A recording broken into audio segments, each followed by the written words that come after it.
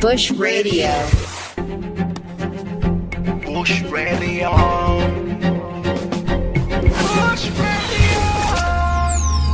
Bush Radio. Bush Radio. Your real talk radio.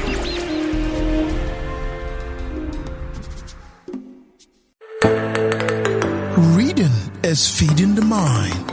Feed the mind. Go to udarabooks.com. Udara Books. Feeding the mind.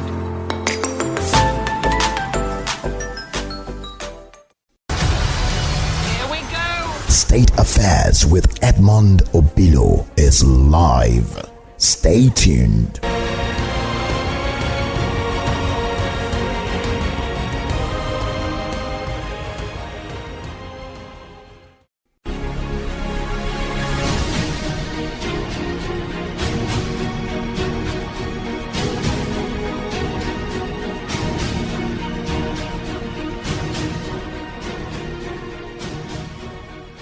Before we go into the war proper, what made you to join the Nigerian Army?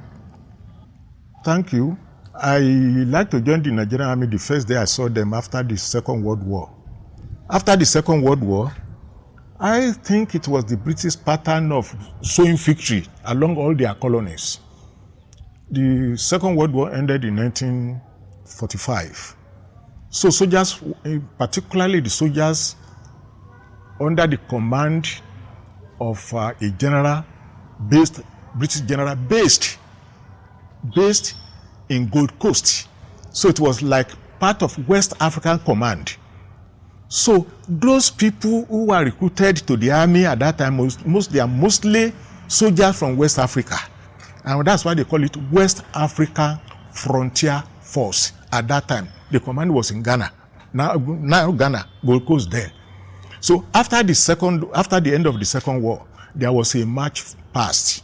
People, they organized, they call it what the flag march along all the countries that actually contributed to the battle. That is the Second World War, battle in Burma, Ashanti War, Cameroon campaign, and the rest of that. So they were moving all over, walking, carrying their guns in good uniform, good heart, smart and so on and so forth. So they came and crossed. They were moving from Ibadan. They were going to Osogbo from Ibadan on foot. So anywhere they stay for the night, they will eat there, be friendly with the people and the rest of that. That's what the first time I saw soldiers in my life. So when I went back and I told my father that I want to join the army, over his dead body, because my grandfather will not allow me to join. And it is simply because of that. I was almost 10 years old before they put tribal mark on my cheek that my grandfather will let them know that I'm a son of a king. So a son of a king that cannot be captured by the army. So that was what really happened. I wouldn't have had tribal mark, but that make the difference between me and you now. So it is because they believe it will protect me against joining the army. But that spirit has been developed in me. And as long as became 17, 18, I was not in that ambition seriously until I joined in 1957. And I believe that was going to be my profession. Interestingly, I wrote a letter to the police that I want to join the police. And I wrote another letter to 4 Queen's Own Nigerian Regiment. 4 Queen's Own Nigerian Regiment. That was the army used to be. And that Queen's Own Nigerian Regiment, which means we are still part of a British army, or under the British colony. The colonial army that you joined. It is colonial army. In fact, I joined NMF, Nigerian Military Force. Nigerian Military Force. They didn't call it Nigerian Army at that time. They didn't call it Royal Nigerian Army. They call it Nigerian Military Force. And that is what behind my number up to today. NMF, Nigerian Military Force. So it was colonial army. And you trained with Ojukwu when you joined? In Zaria, the same day we were trained at Mobolaji Johnson. Zaria. You see, Ojukwu and Mobolaji Johnson were recruited. Lagos were part of Western region at that time. So we have the same recruitment exercise. They recruited them from Lagos. They recruited us from Ibadan. In fact, they put us, the train that was coming, bringing Ojukwu and Mobolaji Johnson from Ibadan, stopped at Dugbe here. This is the same Dugbe here in 1957, September 21 precisely. September 21 precisely. And they carried those of us who were recruited from Ibadan. And at this time, We have people from Midwest. They don't call them Midwest at that time. No thing like Delta. It was Western region. So it was that time we met Ojukwu inside the train, first class. The rest of us were in the second, whether they call it economic class. So we met him there. So he was actually playing with us that what do you want to go and do in the army and so on and so forth. We were joking. Myself and Mobolaji become tight friends because we were good athletics. We were good athletes. And we played, seriously when we were in Zaria. In fact, that's what made me to become member of the Ogaruba's basketball team. So what did you see in Ojukwu in 1957 during the training? You see, the training actually was not completely part of our own type of training. His own training was short-lived. Why? Because he was trained basically as somebody who will become an officer. So his own training had carried more advanced lesson, preparing him to go to UK. He was already a graduate at that time. He was already a graduate. He was already a product of Oxford University. Whereas some of us were actually playing with school art, modern 3, and the rest of that.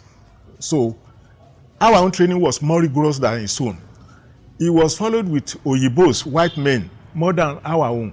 Our own, we have white men with us, but African instructors were more on our own side.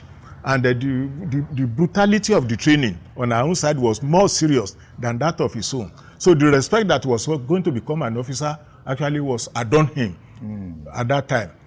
But then, he never left us behind. He's always around us after the training. Say, Rasaki, how are you? And so on and so forth. We will go and go do the games together. And was so he playful? Was he jovial? Was he stubborn? Ojukwu was a nice man to us.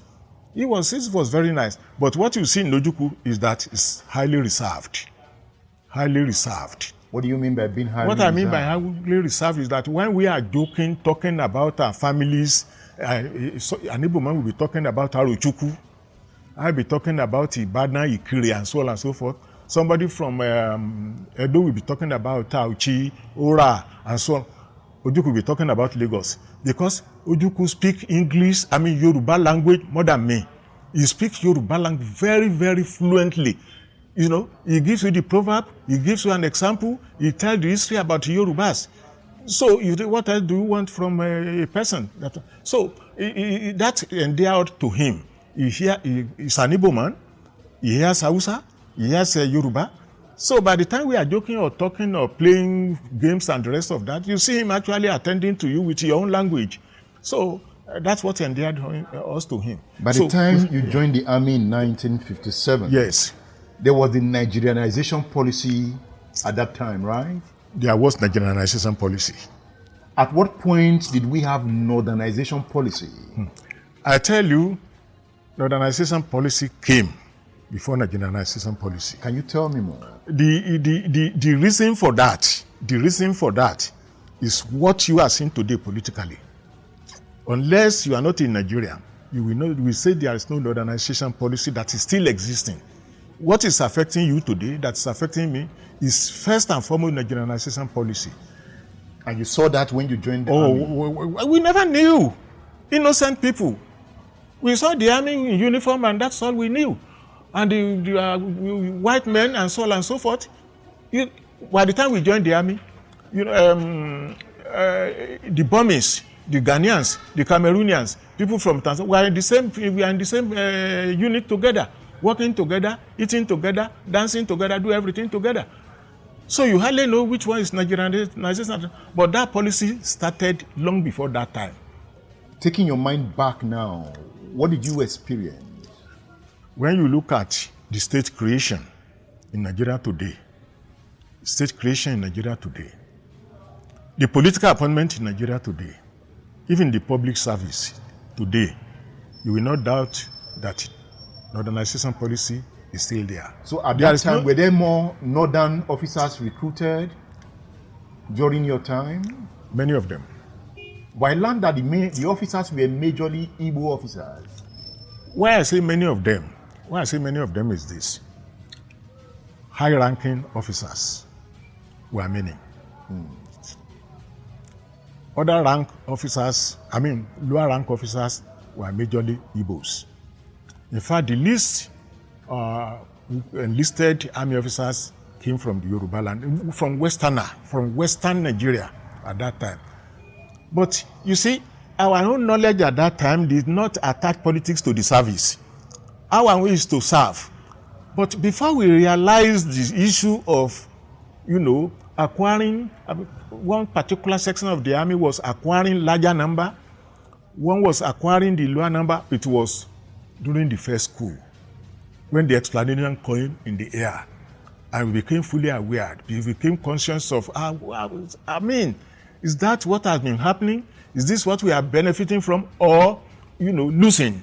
That was during the first coup that took place in 1966. That was January 15. That was January 15, 1966, when Kaduna Nzeogu came up and started to explain in details in the newspaper, on radio, and the rest of that.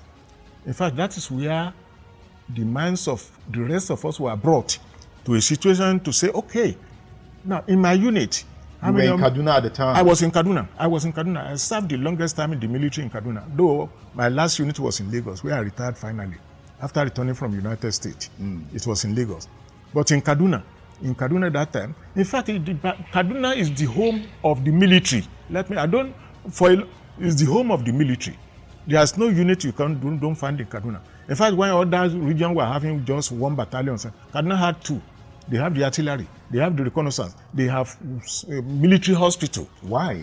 Well, I'm telling you that it was when Kaduna Nzeogu came up with his broadcast during the war. Just before the war that led to the war, according to them. The coup speech. The coup speech that we knew, that we became conscious of what was happening at that time. However, that does not move us young soldiers. What we know is that we have to serve, and we were serving. We never looked back and to see whether whether there was modernization, whether there was Nigerianization. But Nigerianization was meant for Nigerians to replace the white people, and that is clearly understood. So any enlisted officer at that time, all we believe is that going to replace Mr. Jack, Mr. John, Mr. Saville, Mr. this and that. We know that even during that time, we have what they call non-commissioned officers, NCO, sergeant, staff sergeant, warrant officer, British in Nigerian army. Many of them, there were even many, more than that of Nigeria. Major Salawu, was the January coup a surprise coup? Did you expect it as a young military officer? As a matter of fact, I better let you know that the focus of a soldier, of our own type of soldier at that time, it was a big surprise to us. A surprise? It was a surprise to us. Because discussing, generally about the coup, we were wondering what would have led to the coup. Because we are sealed up in the barracks. Our outside communication with the civilian populace or civilian community was little, because within the barracks you have whatever you want to have. So what are you going to do outside? So we are completely isolated from politics. Except when you come on leave, you start to hear, this is what they are doing in the north, this is what, and we turn deaf ear to that type of thing, because what they have injected into our blood is service to the nation. And we have been told that Nigeria is divided into 3 zones, 3 regions, east, west, and north. So the issue of whether one area is larger or is at advantage was very, very strange to us. What did that coup do to the military? Well, the coup did a lot damage to the military, because there was at a certain stage when there was no confidence between tribes, even within the barracks. Suspicion, high level suspicion. Was it an Igbo coup? At that time? The Zogu coup, was it an Igbo coup? Well, I will see it so. Why? Because he led the coup and he never denied it. But does that make it an Igbo coup? Well, we think those people who planned it together and made him the leader. They believe we can do better than the rest of them, and they can lead and they considered the leadership to him. So, Nzeogu, Kaduna Nzeogu. So, whose name are you going to mention again? But there were some Yorubas. There were some Yorubas. plot. Their names were under the carpet. They were not pronounced as Nzeogu. So, which name will you manufacture? So the counter-coup was the Hausa Fulani coup? The July coup? The counter-coup came up as a revenge. And it was bloody. It was then bloody. Bloody in the sense that the reason for the first coup was not clearly, or people refused to understand. It's either they refused to understand it, or they understand it, but they don't want to believe that was the reason. So it was bloody to the point that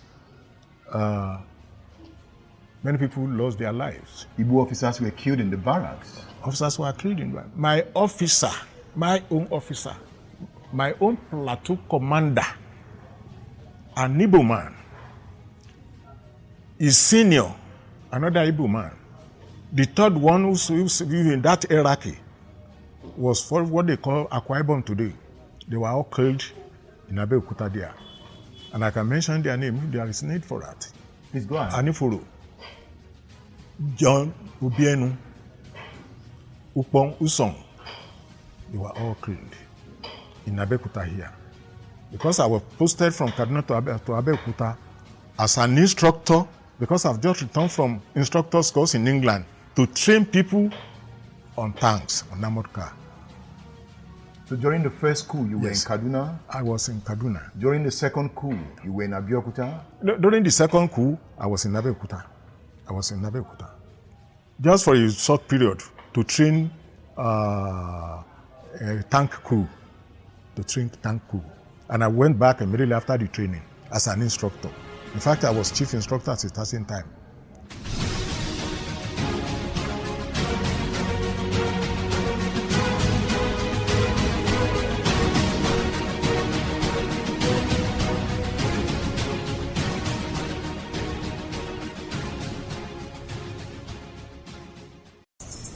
When nature calls, we answer.